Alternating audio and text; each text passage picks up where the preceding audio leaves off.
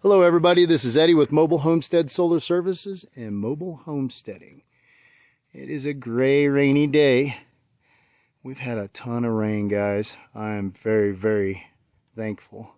We've been blessed. But I need more storage. All my water tanks are full, which that's not a bad thing. But I am here working on a lady's camper van. Really nice lady. She had somebody set her up a camper van a year or so ago.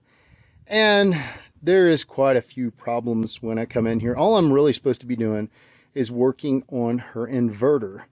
But when I got in here, I had to tell her about a bunch of things that aren't right. First thing I found out, I got to tell her about, there is a leak coming out of her fan. It's leaking down. And getting on her battery, but that's a little thing. We'll figure that out.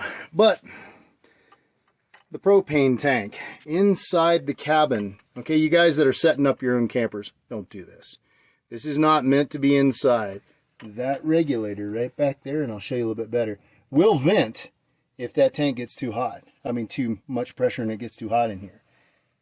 The other thing is this is what they're using for gray water for their sink. Okay, it's open on the neck. It's right next to the open on the neck fresh water that goes into their pump to supply water for this whole rig. The other thing is, I've got to change out and try to find out how to put that inverter in better.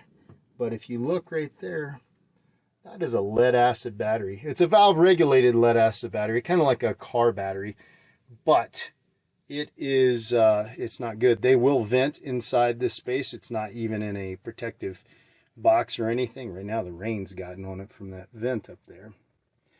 This is not set up right. If you're setting up your camper, you need to think your systems first and then your artistic ability afterwards. Yes, woodwork and doing all the nice stuff and making it look pretty is special, and you want to make your own, but you want to make sure your systems are correct before you do that. That's the first thing. You know, form follows function.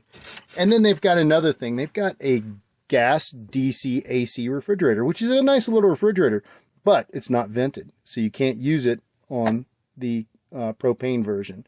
They've also got a DC version, which while the sun's shining, they can run it on that, but it's not going to run forever on that one little battery. And the other thing is the AC, you could use it on the inverter for a little while, but there again, it's going to chew your battery down because they have such a small battery bank. I just wanted to point out a couple things to you guys. If you're thinking of setting up a camper van, be smart about it. Think systems first.